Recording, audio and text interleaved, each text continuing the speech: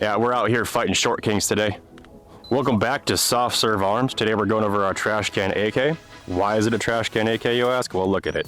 It definitely came out of a homeless man's shopping cart. Anyway, this is seeing all the furniture, all of it. Anything from random shit bought off gaffs. If you don't know what gaffs is, you're definitely not in the know. To fake eBay Zenitco furniture, to authentic eBay Zenitco furniture, Russian surplus, Bulgarian surplus, you name it, it's seen it. All right, we're gonna go ahead and go from butt to tip, starting with a surplus triangle stock here in the back. Yep, you saw it, it does fold to a surplus pistol grip, an Armacon safety selector for those with short little fingers, a bakelite magazine.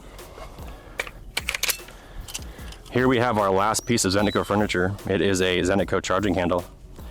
It's phenomenal. Up here we got an Aimpoint T2, or as those say, the T2 by Aimpoint, with our infamous KAC or Knights Armament Company battery cap. Good luck finding one of those. Mounted it's on the Attero Arms red dot mount. It replaces the rear sight. It actually comes with the rear sights, they're just not usable at all. Down here we have a custom made Sharkfin with Mlok, so I can mount my super dope Surefire Scout Light Turbo. It is dual fuel. It is super awesome. Hooked up to our nice Surefire Mlok switch here, and up top we have a random cheese grater I got off gaffs. And to top it all off, we have a nice HUXWRX 767.62 Flow. It is phenomenal for everything unless you're using nods. And yes, that is a burnt on glove print. All right, we'll go ahead and get to some shooting clips.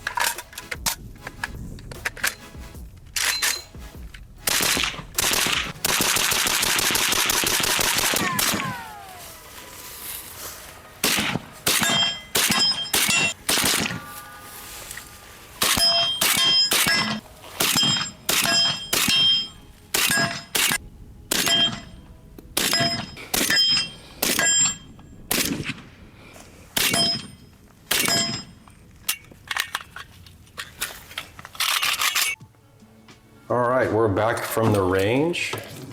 I'll go ahead and disassemble for you so you can see the guts. While I'm doing this, just want to talk about a few things. The brown is actually Duracoat. When I had the weapon fully kitted out in actual Zenitco furniture, I Duracoated the entire thing, and it's actually held up pretty well. I didn't want to pay for Cerakote because I was cheap. HUXWRX 762 Flow, titanium can, super light, super flow through. I had almost no gas to the face all day. Very pleasant to shoot. You can see it in the video. There's nothing coming back at me. The only issue with titanium cans is they do spark heavily under nods.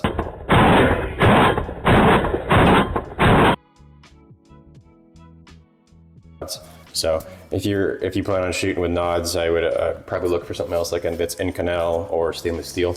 HUXWRX 762 muzzle brake, and you have to run their proprietary muzzle brake, obviously. And because of that, there's no notch for the spring-loaded retaining pin that is very common to help Bulgarian muzzle devices keep from walking out. So you actually have to thread lock it, which also means that you can't run a punch rod.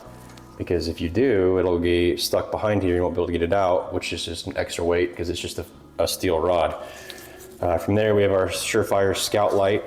It's a dual field turbo. It comes with a rechargeable battery and is super bright, super long throw.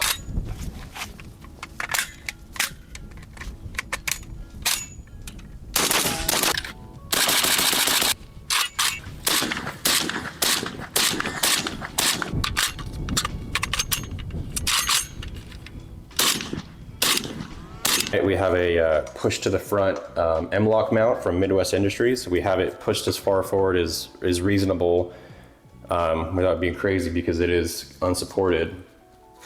But the further back you have, the bigger chode shadow you get from your suppressor. So you want to push it out further to make that chode shadow less in your light beam there. A custom made Sharkfin that I got with Mlok so I can mount my light and the corresponding pressure switch on the outside. And just a Ranger band across the top to keep the cord from doing all crazy things. From there we have the Attero Micro red dot mount, which replaces your rear sight. It does in fact have rear sights, as you can see here. However, in my experience, they've been pretty unusable. I've actually had to place a small piece of metal underneath the mount itself to raise it up slightly to be able to have a zero and be able to take the dust cover on and off without having to lift the mount, you know. Then we have our ARFCOM safety selector, which is nice because it allows you to maintain your pistol grip, take the safety off, and be able to fire without removing your hand from the pistol grip like you normally would. Then we have a surplus pistol grip and a surplus triangle stock, and it does indeed fold. And that is one of the main reasons I run an optic on top, is because if I ran it on the side with the side mount, it would not allow me to fold my stock.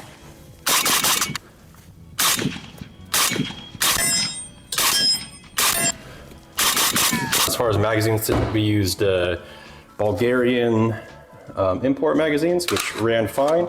They did have some issues after getting dirty with actually loading the rounds into the magazine. You had to, you know, be a little aggressive with them. Bakelite mag was kind of the same thing, ran great, but putting the ammo inside of it was kind of a roughed about it.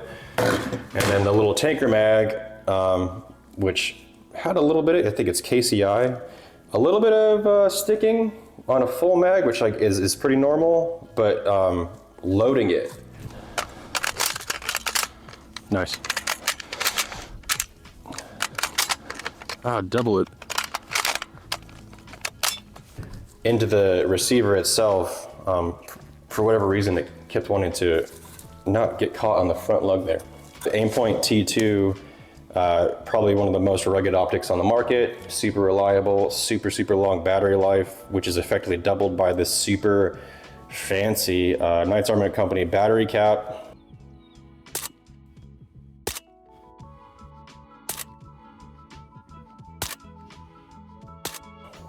Which people like to buy and scalp for way too much money. I know it doesn't have shake awake or solar features or auto adjust brightness, but you know, it's a red dot and it's gonna last forever and it's not gonna break.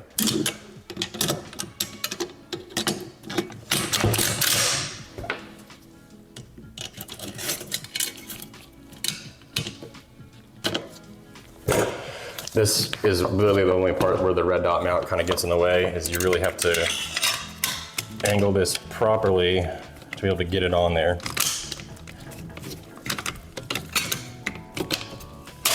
What you do, it gets in there. All right, do a function check and I'll show you the trigger.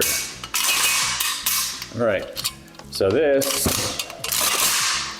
is the Meridian Defense single stage trigger, which very affordable. I think it was like $99 shipped, and it's a whole package. It's the trigger, it's the hammer, and it's all the springs included. They have little sleeves for your pins, so it was actually a relatively easy install aside from that dreaded shepherd's crook. But here we are, single stage trigger, little to no take up, super short reset, super nice, way far above the standard AK triggers. I'm very impressed with this one. It made running the AK a lot more fun. All right, I'm gonna cut to some shooting clips. Make sure you guys like and subscribe if you enjoyed the content.